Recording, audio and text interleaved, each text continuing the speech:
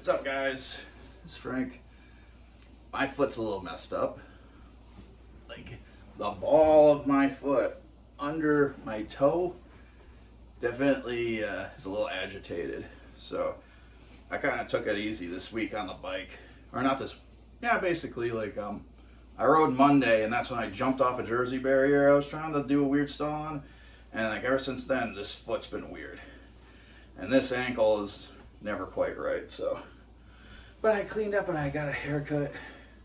I'm feeling pretty good. It's been a solid weekend. And I even did a bit of an art project. Did a little bit of charcoal. I sprayed it with some fixative right now. So it's drying. It's got like another half hour or so. But, BMX is art to me. If you didn't get that already with the title of my channel. Portfolio. BMX portfolio. That's what it is. It's not exactly, an edit or like anything. It's just a showcase. The whole channel is just a showcase of my riding and the ideas I'm kind of conjuring myself. Art is always a part of it. Art is a huge part of my life. It's all I cared about when I was a kid. I didn't give a damn about grades. I just got by. Barely got by high school. I think I graduated with like a D average or something. And that's nothing to be proud about, but it's just how I am. I just didn't like being controlled. I didn't like being shoved in a room and sit down and shut up, listen. And it's like, I was just disinterested in everything they were trying to teach me for a while, I think the only classes I ever really liked were like the more creative ones, or like ones like English where we got to read stories and like watch movies and stuff. It's like, I had difficulty with math. Not so much math, but algebra, really. But, some classes it was just, couldn't pay attention for the life of me. I always had something else going on, But because of art class, I excelled in that. I got good grades in art. I got solid grades in English. And because of that, despite everything, I managed to pass high school. And I managed to have aspirations. I wasn't just going to be I had to go into the working world. But, that's what happens. Everybody does, Everybody's got to contribute, make a living, as much as we don't like it, as much as it's a constraint. I contribute just enough to survive. Well, maybe a little more to survive. I contribute work-wise just enough to make enough money to survive, support my family, and do what I do. But off the clock, that's on the clock. Off the clock is like family, BMX, art, music, stories, reading movies, all that stuff. That's the important stuff to me. But anyway, seeing as I'm up here, I'm a little injured, I wanted to show you guys the art side of the BMX. Because BMX is a little bit everything. It's like a sport, it's an art, it's an expression, it's, daredevil shit, because it's all dangerous. No matter how little or big it is, it's all dangerous to a certain degree. And I make it look easy because I'm old. But just like art, it takes time and practice. Anything worth doing is time and practice. But I went through my portfolio case, which a portfolio is your collection of art, your showcase of art. And, I didn't have as much as I thought I did in there. There must be more in my parents' attic. But there are some things that are worth checking out. Like, this funny thing is, I used to have a cat that I was obsessed with, and the name is Extro. And I kind of drew the cat as a little cartoon growing up. And this is something, I think my friend had this for a while, but it's like just the many emotions of my cartoon cat, Extro. And I used to love draw little cartoons like this. It's kind of like I would watch Tiny Toons and kind of emulate the animation style a little bit. But of course, like he's wearing a little Metallica shirt, and it was just fun drawing, and it was kind of funny. I always kind of draw him all over the place. But the funny thing is, I found out that cat was a girl eventually. And I was like, really? She's a girl? Oh, okay. I was like a little kid, so we couldn't even tell. We brought her to the vet, like it was like, oh, it's a girl cat. I'm like, oh, okay. Very androgynous cartoon cat, I suppose. But it's like, whatever. But that's cool. That's like one of my early examples. I would draw cartoons and like Marvel and DC Comics superheroes and Power Rangers and stuff like that, and like Final Fantasy characters like Cloud and stuff. I wish I could find more of that, but for now, this is all I got. As far as early works. But over here, this is kind of cool. This is a weird Christmas card I did for my family a few years back. It's like a snowman on fire and like a weird kind of like minimal looking hilly area in the clouds, but I can't tell if the horizon's in the middle or just slightly lower than the middle.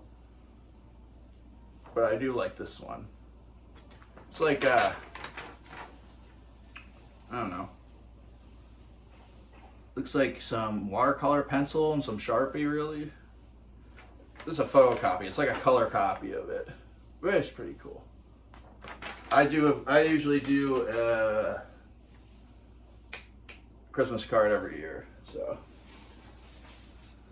let's go over this. I feel like I did this saw in my portfolio development class, and not much to say about this except it's just like a still life with some shading.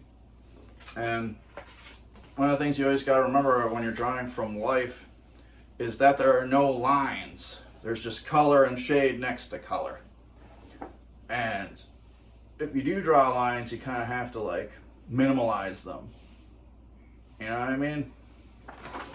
Even though a drawing is like a sketch is made up of lines, eventually you have to do the shading to make it look more realistic.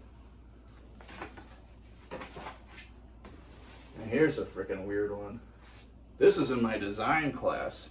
We had to make a CD case, and it's kind of cool because you got handed a random like band name and album title, and you had to work the whole thing around it, you know? And I got Against the Radio, Glamorous Patchwork and Phenomenology, which I don't even remember what the hell that means, but like, I didn't really do much for linear notes, but I did do this cool little piece on the inside for the linear notes. And like, there's not much explanation to it. It's just strange. It was all about like question marks and shit. Like, I don't know what the fuck was up with that. Maybe I thought I was the Riddler or some shit. Or maybe there was just, at that time in school, like a lot of unopened, you know, unanswered questions. Or maybe I didn't know what I wanted to do with myself or something, you know?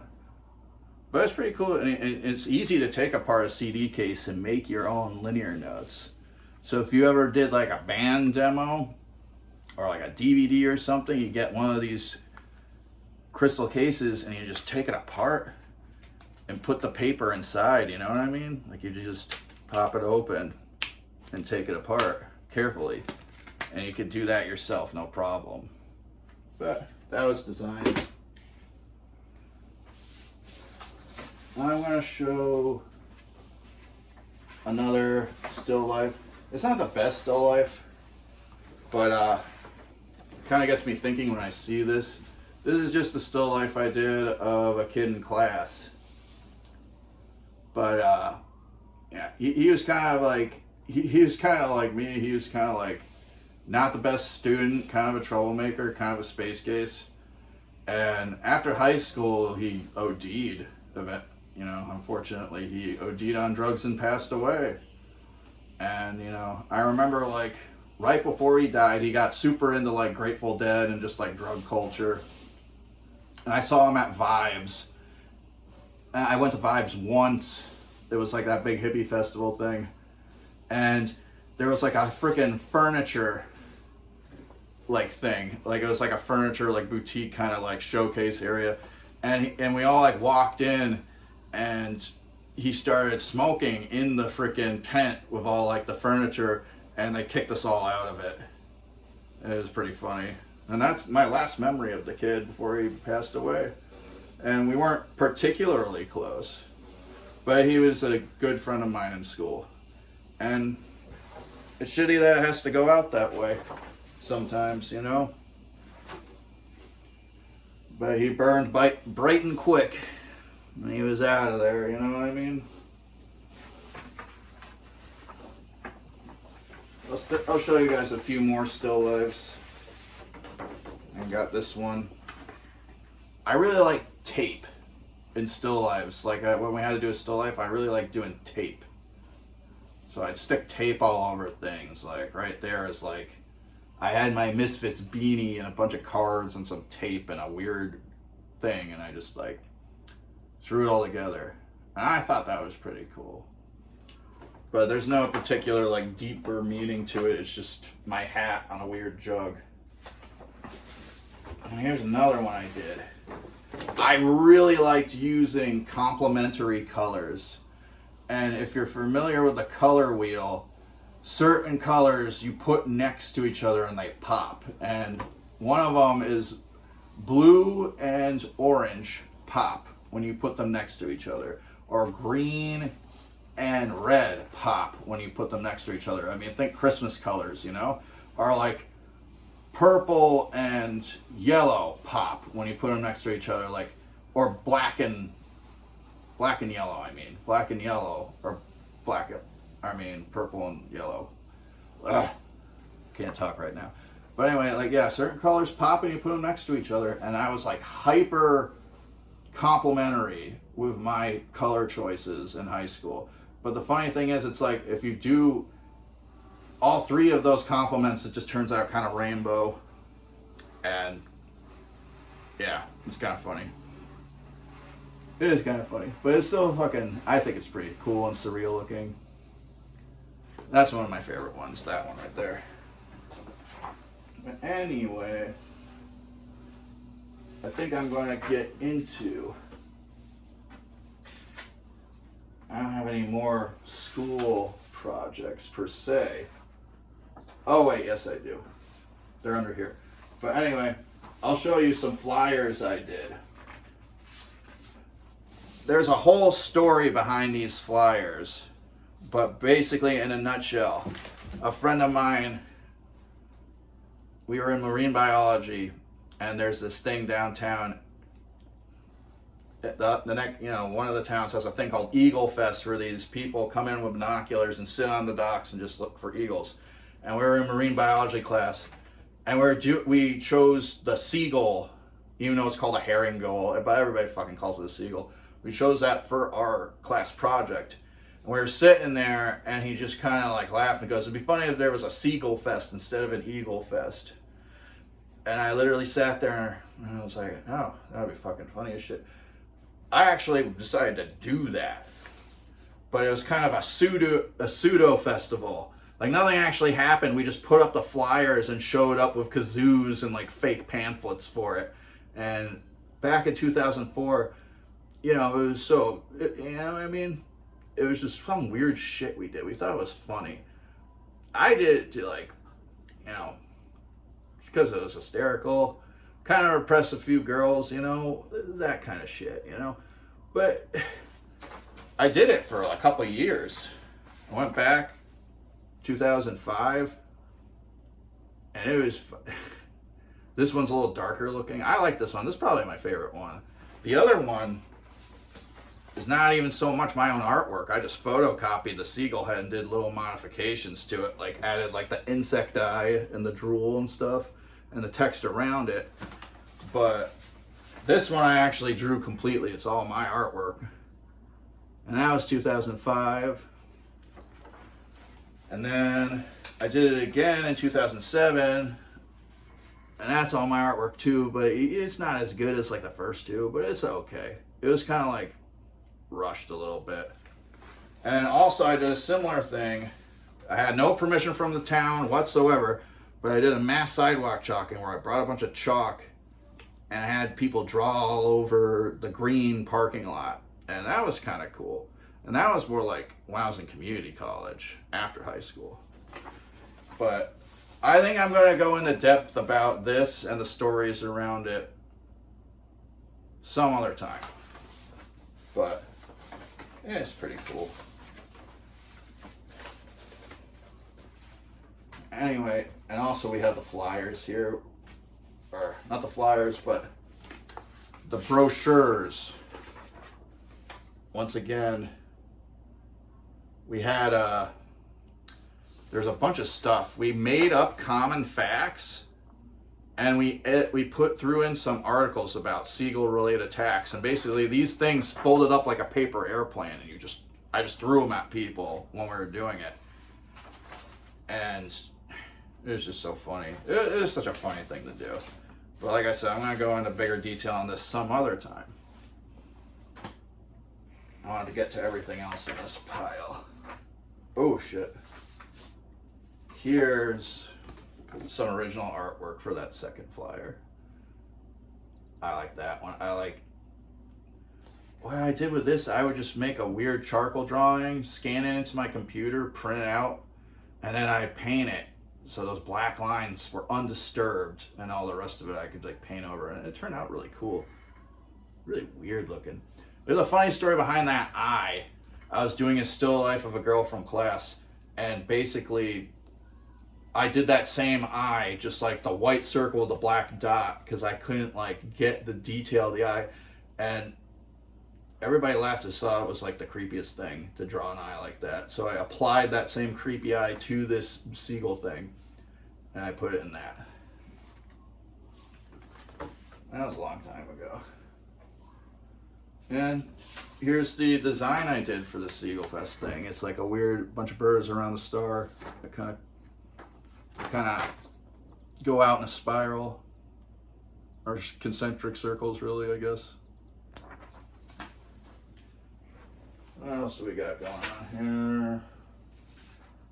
It's actually going a little longer than I thought. Here's some cool stuff. Some printmaking projects from back in the day. Also the Seagull Fest design. I loved like photocopying stuff and putting them everywhere. This is another Misfits related screen print with the skulls. This is like from an old flyer of a show back in the 80s, and I kind of took the skeletons from it and did a screen print of it.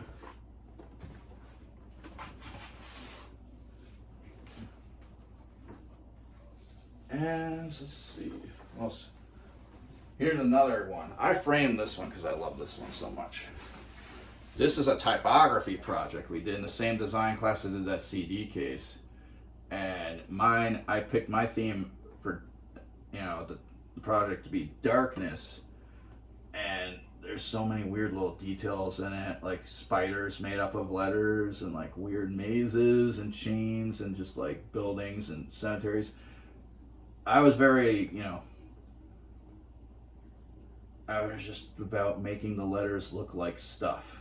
That was just kind of my idea for it. Making the letters look like dark stuff. And it's probably one of my favorite art projects I ever did. And it was, the original version was in a book. Like we took old books and stuck paper in the books with the artwork on it. But I made this little mini poster for myself, and they kept the books at the school. But yeah, Darkness Typography Project. I had to use my initials, FL. Pretty cool. Probably one of my favorites. But what else we got in here?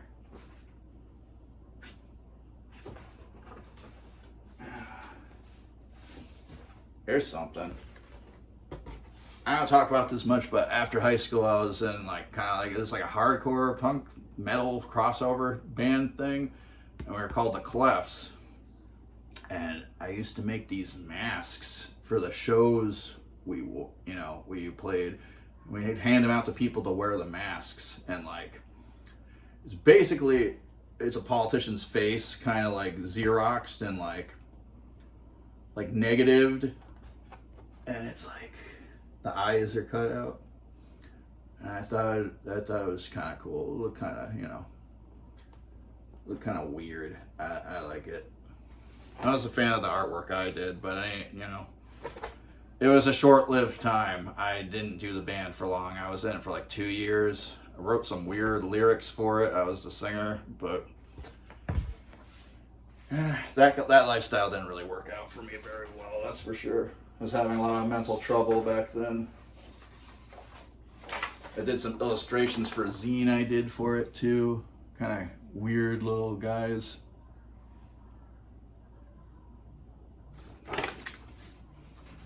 And that was that. And then after that, I used to do like some acoustic demos. But I was talking to my friend the other day, it's like, I don't even know if I ripped like the music off by accident. Just strumming simple chords would be so easy to do that. But these are some of the cases I made for it. You kind of just wrap them around the CD, but worth checking out. I don't know when I did this, but it's just my cat sleeping on a chair. Not much to say about that. Just that I loved my cats a lot when I was a kid. What else is good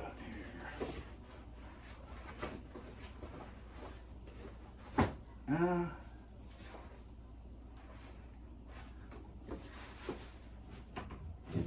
This one's funny. I did this soon after I found out my crush didn't like me in a romantic sense, and I was very sad, and I drew that. And there's not much to say about that. It just like the whole it's like spilling blood and over it and stuff, It was just strange, and I used just primary colors in it, but the primary colors kind of fade or mixed, a little bit, and it's that kind of weird like rainbowy complementary thing I did when I was a kid, and it looks pretty bright and cool. People used to love my use of color, and I kind of applied the same thing in other places too. This particular piece is kind of weird. I used to hang out with this girl who went to the art academy next town over, and I drew this next to her while she was painting for a school project. And I really like spiders, so I draw a lot of spiders and tarantulas and stuff and graveyards and stuff, and like I just kind of like a weird thing I drew, and I kept it. But that same chick, she died in a motorcycle accident quite a bit of years ago, and she's a very nice, pretty girl, and she's just gone. It's fucking gone, and all I have left of that girl is this piece. And it's sobering to look at it sometimes. And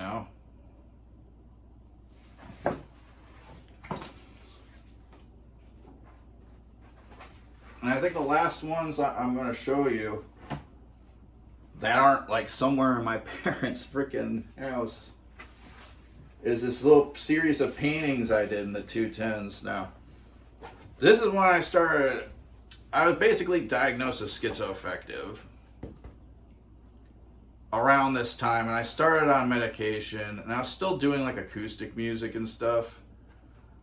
I'd like do open mics and stuff, kind of like a Daniel Johnston kind of thing. But I also did a series of paintings that I call them Dead Desk. And this is another hyper complementary color kind of thing. Just a skeleton in a weird chair. And the whole idea, I just felt kind of grounded and trapped. And it's like the idea of the desk being heavy and oppressive that you can't even get out and you just end up dead in it, you know? And it's weird cutout and stuff, but like, I like this one. I like the aggression in the brush strokes. I'm all about that. And they get kind of weirder. You know what I mean? They get kind of weirder.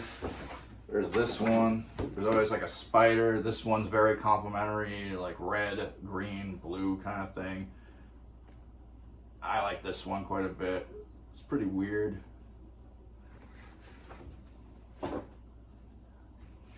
This one I don't like as these next two I don't like as much. They're kind of like in the same vein, but I feel like they're like not detailed enough for me to be very satisfied with them. But they look okay. There's a scorpion in that one, and a guy sitting in the chair. And this one, the chair is empty, and I kind of used some painter's tape to like cut out some weird shapes in the bottom of it, and the sky is opening up.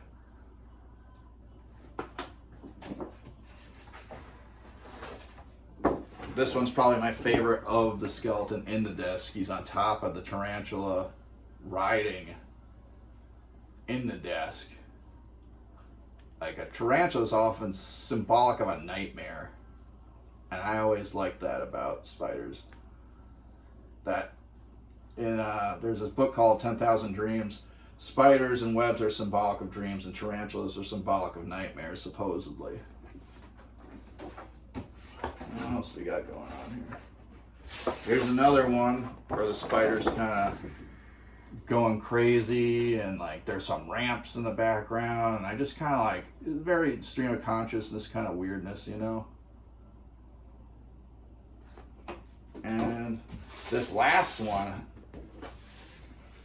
I used a model for the face, and it's just like this strange naked woman peering in a pool with a flaming sky, and that's probably the best one out of all of them. And I like to leave things open-ended with what they mean, and you know what I mean. But that's some of the better artwork in my portfolio case. There's some bigger ones I have rolled up, but those are kind of spherical. But my point is art is important to what I do as a bike rider. Should be important to you too. This is a scary time where you can just, you know, we could be replaced with AI. I hope not. And it's harder to live as a creative person. It's harder to be a creative person. There's some really strong anger being spread in the world. A bad conformity, a militant conformity, and it's getting worse. And just because something's impractical doesn't mean it's useless, you know? Not everything has to be for a dollar sign or for status or for anything whatsoever. And art is the thing you get to do when we work together hard enough to have the spare time and, you know, the quality of life we're lucky enough to have. It's the meaning. For me, at least, it's the meaning. And there's art in my bike riding. And there's ideas in that bike riding. And, you know, at the end of the day, when you make the money and you get the roof over your head and you fill your stomach, what do? What's there left to do? Just sit around? I don't think so, man. You could express yourself. You could do something with that energy and those feelings. And, you know, that's bike riding to me. That's art to me. And I guess that's all I have to say for now. If I can find more artwork, maybe I'll do another vlog like this. For now, I think I'm content. It's been about a half hour. I hope I could cut this down so it'll fit for the channel. But for now, I'm gonna take one last look at this flyer. Or maybe not a flyer drawing. Maybe there'll be another Seagull Fest. We'll see. We'll see. Alright, I'll talk to you guys later.